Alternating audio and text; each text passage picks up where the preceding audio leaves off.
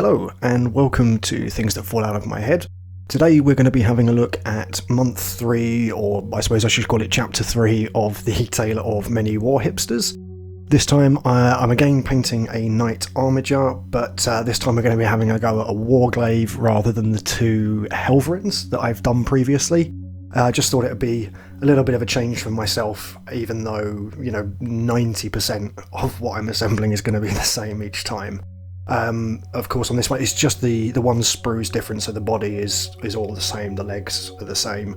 It's just the armour plates and a few other details that are different. So this one was a little bit more complicated than my first two entries. Month 1 and month 2 were both quite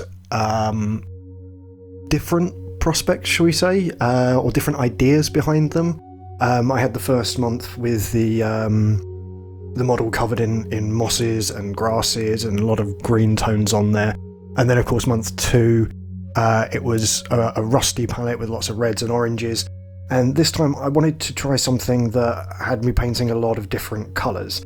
And I think we can say I achieved that with this one.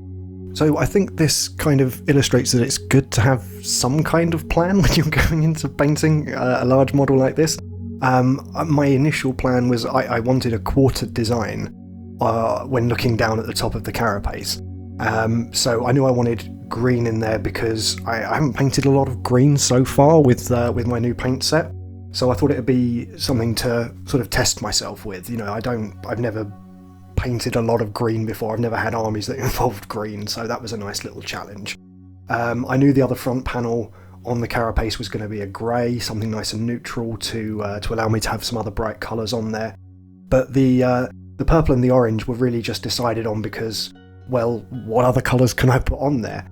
I kind of had it in the back of my mind that blue and red were going to be my balancing colours, if you like. They were going to be the ones that I could repeat wherever I wanted as some kind of heraldic colour or something like that.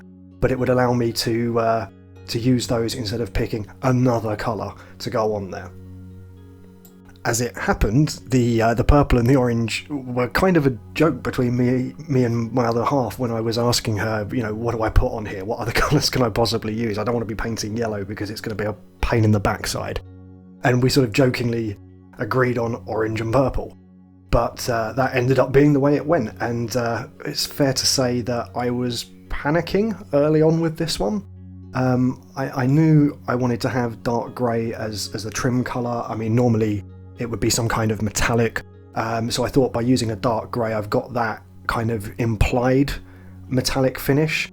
In traditional heraldry you don't use gold, silver colours on there, you use yellow and white to imply metallic. So I thought, grey's fine, it's a nice neutral colour, and it won't add to this increasing number of different colours I've got all over this thing. And don't get me wrong, I'm really pleased with how it turned out. It was very touch and go while I was trying to get this thing sorted out. So the other thing to probably talk about is the colour of the non-armour plated parts, so the legs, the framework that holds it all together. As I said before, I didn't really want to have to paint yellow because it's untested for me with the army painter range as to how good their yellows are. And I instead went for a pale yellow-brown that I normally use for my basing. But I really like the colour, and I thought, right, let's go with this. Again, it's a more neutral tone that won't add to the sort of the visual noise of this particular model. It's a nice neutral one, it'll go well with the grey. But unfortunately it did turn out a lot more yellow than I was expecting. I'm not sure if that was down to in part the washes that I used over it, because rather than just washing it and then dry brushing it as you would with a metallic, I thought, no, I'll take my time, I'll properly line this one as well as doing an all over wash, and then also do edge highlights as opposed to dry brushing. I think that has pushed it a little bit more towards the yellow than I would like, but it works overall, I think, with this scheme. The body part is another colour. It's actually a shift more towards another brown colour, because by that point I thought, come on, every part is a different colour, as long as I keep it neutral we should be okay. I suppose the other elephant in the room that we really need to address is all of the decals or the transfers that are all over this thing. Now, I had in the back of my mind an idea that all of these different colours, all these different heraldry items could be because this particular knight likes to record different campaigns, different battles they fought in. So rather than repaint the whole of the knight, there's just little bits of different heraldry from different theatres of war all over the galaxy. And that would explain the different colours, and it also meant I was free to just cover this thing in decals. I haven't been working with them extensively up until now, but I thought this is my chance to stretch my legs and just really go nuts. So each of these different decals, I mean, they came from the Armiger kit, there's quite a few on there from the Baneblade kit. I just really wanted to mix it up and have a lot of different symbols on there. And I've had a few people say that they think that it's a bit too much, especially with the goofy red head with the big eye lens on there. But for that I thought, well, I've not got any bright red anywhere on this model, let's just make the face bright red, it'll be a nice focal point. And really, I just kept adding elements to it. Like with the chainsword arm there, that blue isn't used anywhere else, neither is the bone colour that's on the front half of it. But I think this model is an example of, if you think it looks too busy or too colourful, then the only thing you can do is push it a little bit further. On top of the coloured paints, we've also got a few technical paints in there. There's some washing has been used just to dirty the whole thing up. There's some Citadel textured paint, the rust textured one in there that I've used to darken down certain areas and give them a little bit of texture to pick up the little bit of dry brushing that I've done on this. There's not much on there. And also it's got the same treatment that my last couple of models have had, with the technical paint applied to the feet to give it that kind of fresh muddy look, which was then just dry brushed over to give it a little bit of depth to it. I should probably also talk about the base on this one.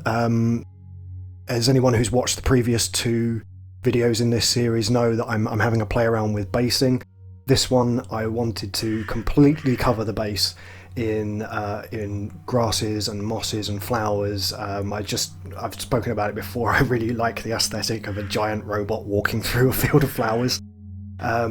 I do have a separate video on the channel about how I went about doing this base, so if it's something that you'd like to find out more about, just have a look on the channel. I think it's under the hobby blog section, but it's the first video in there, and I just wanted to document how I did it, because if it worked, great. If it didn't, it's a cautionary tale for everyone else. One final thing to talk about is this model is the first time I've ever used Microsol as a product on my miniatures. Up until now, I'd never really played around with any kind of decal softeners or matting mediums or anything like that. So this was the first time I tried it, and I love the stuff. A lot of the transfers on here look like they're painted on, thanks to applying several coats of Microsol. I can't recommend the stuff enough. There's a couple where you can still see a little bit of silvering around them, but I'm not too fussed about that. Overall, I think the model is busy enough to hide any little inconsistencies or little bits that I'm not so happy with.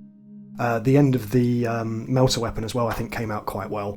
That was just achieved by applying successive washes of blue tone from the army painter, and then when I got towards the end there was a little bit of red added to make it a bit more purple, and then just a little bit of dark tone at the end just to darken down the end of the gun. So all in all, this went from something that I was actually quite panicked about and thought was going in a completely wrong direction to something that I'm actually pretty pleased with now. I think the overall result does look busy, but I don't think it's too much on this model. Next month I'm going to be painting up a full-size knight. I was originally going to be doing this on month 6 to give myself something to work towards, but if I do it now, it means that I've got, for all intents and purposes, a playable 1,000-point knight army. So it's going to be a big ask going from these relatively small armigers to a full-size knight, but let's give it a try and see what colourful new things we can do to an even bigger model robot. But yes, thank you for watching. There will be another video coming out this time next month to document how I'm getting on with the knight. If you've got any comments, any questions, as always, just leave them down below and I'll try and read them and respond. If not, we'll just finish up here with a quick shot of the newest knight with his two brothers in arms, and onwards to next month. Thanks for watching, guys. Catch you next time. Cheers all.